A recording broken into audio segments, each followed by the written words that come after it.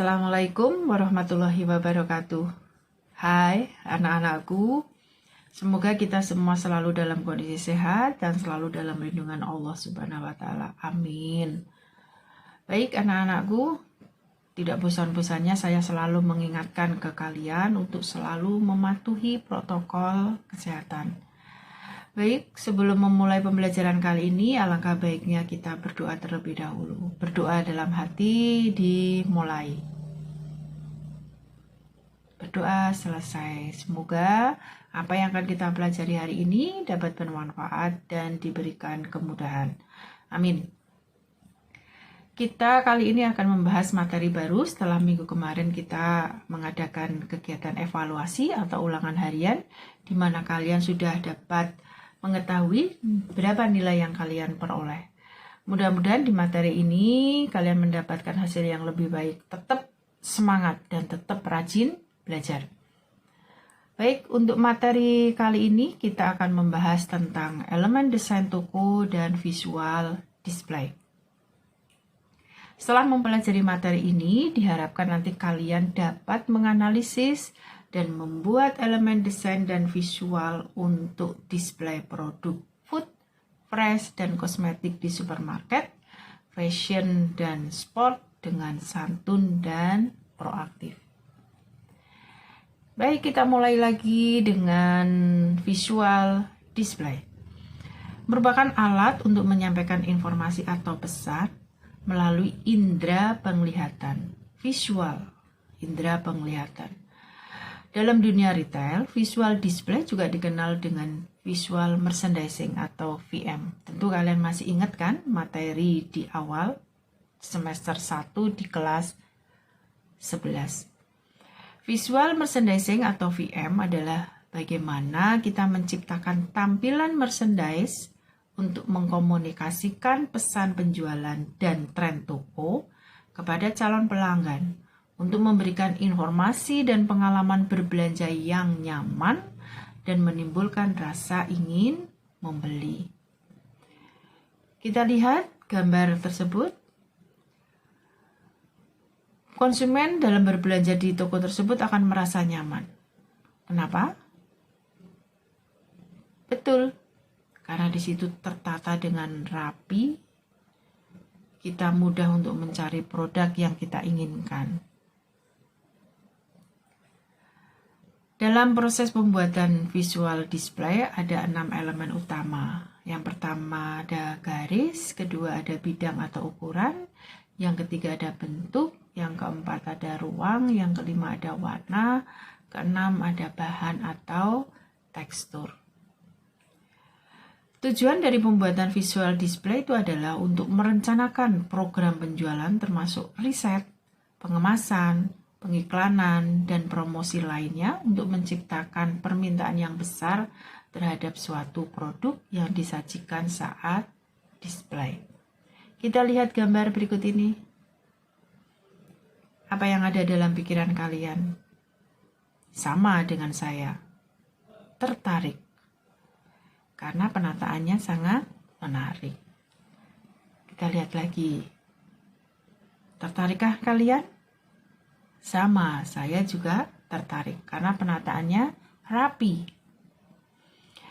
Baik, dari dua gambar yang kalian lihat di layar, kita bisa menarik lagi tujuan lain dari pembuatan visual display. Dari gambar-gambar tersebut, apa yang bisa kita tarik tujuan dari pembuatan visual display ini? Betul, yang pertama bisa memudahkan kita sebagai pembeli untuk mencari produk yang kita inginkan. Betul lagi, itu akan memudahkan kita sebagai konsumen untuk memilih produk yang diinginkan. Kemudian kita lihat di sini. Nih, di sini ada keterangan ini. Betul, kita memberikan informasi yang diperlukan terkait dengan produk tersebut. Misalkan di sini yaitu informasi tentang harga. Kemudian yang lainnya lagi adalah memberikan informasi di mana saja produk baru maupun produk yang best seller. Masih ada lagi tujuan yang bisa kita tarik dari gambar yang kita lihat, yaitu mempresentasikan produk dengan cara yang sederhana. Sederhananya bagaimana? Bisa kalian lihat di sini. Nih, sangat teratur. Kemudian ini mudah dimengerti. Kalau kita mau cari minuman bersoda ya berarti di rak yang sebelah sini. Dan mudah untuk ditemukan. Kita ingin mencari minuman bersoda, di sini mudah untuk ditemukan. Itu tujuan lain dari pembuatan visual display dari gambar-gambar yang sudah kita lihat. Bagaimana? Paham kan ya anak-anakku? Bagus. Sekarang kita beranjak ke elemen tata ruang atau desain toko. Tata ruang merupakan aspek komunikasi visual dari toko, harus menarik secara visual. Ada 5 elemen penting dalam desain ruang toko. Yang pertama adalah display atau layar. Yang kedua adalah signage atau rambu. Yang ketiga ada grafik atau grafis. Dan yang keempat ada merchandising atau perdagangan atau penyediaan produk. Dan yang kelima ada sistem point of sale atau pos atau titik penjualan terakhir paling akhir. Kita bahas satu persatu. Display. Gambar yang kalian lihat di situ, penataan produknya sangat menarik, bukan? Perlu kalian ketahui bahwa dalam pendisplayan itu tidak hanya sekedar menyusun atau menata atau menaruh barang, tetapi menatanya dengan strategi agar menarik calon konsumen untuk datang atau mendekat. Yang berikutnya adalah elemen yang kedua, seperti yang kalian lihat di situ, rambu-rambu.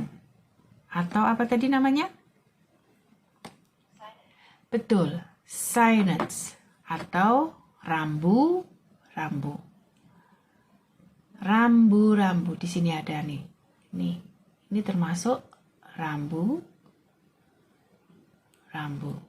Kemudian ini termasuk rambu-rambu, signage.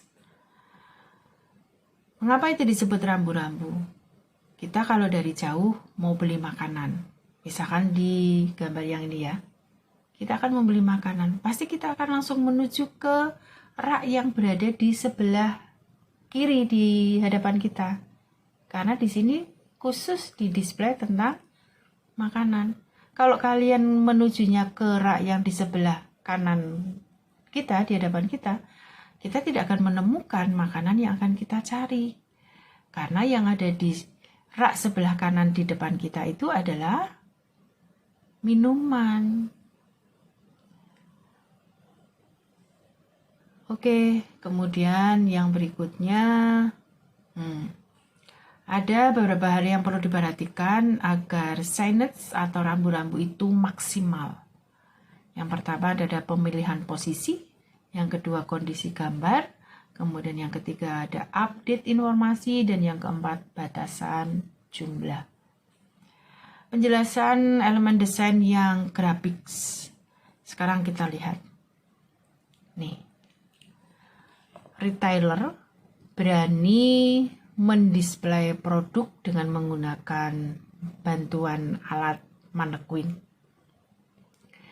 Diletakkan di bagian depan dari berbagai macam produk yang ada di toko tersebut. Ini unsur yang sangat penting. Karena apa? karena tujuannya itu untuk mengenalkan brand, ya, agar mudah untuk diingat. Sehingga para desainer itu harus kerjasama dengan advertising atau desain grafis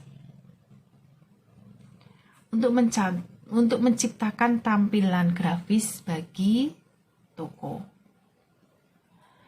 Yang berikutnya adalah elemen desain toko. Merchandising adalah kegiatan penyediaan atau pengadaan barang-barang dalam toko pada jenis, waktu, jumlah, dan harga yang tepat untuk mencapai sasaran toko atau perusahaan peritel. Merchandise sendiri adalah produk-produk yang dijual peritel dalam gerainya atau toko. Yang terakhir, elemen sistem POS, point of sale atau titik penjualan. POS adalah waktu dan tempat terjadinya transaksi jual beli di toko retail. Di POS, kasir itu akan menghitung jumlah pembayaran, menunjukkan jenis dan jumlah pembelian ke pembeli, kemudian menyerahkan faktur, menawarkan berbagai pilihan pembayaran, serta menyerahkan bukti pembayaran, disertai dengan cetakan daftar harga, dan menyerahkan produk yang dibeli oleh konsumen. Sehingga sering kita mendengar istilah dari mesin kasir itu adalah mesin POS. Paham? Baik, itulah tadi materi kita tentang elemen desain toko dan visual display. Kalau ada yang ingin ditanyakan, kita diskusikan di grup WA. Baik, terima kasih untuk perhatiannya. Tetap semangat dalam belajar, patuhi protokol kesehatan. Wassalamualaikum warahmatullahi wabarakatuh. Terima kasih.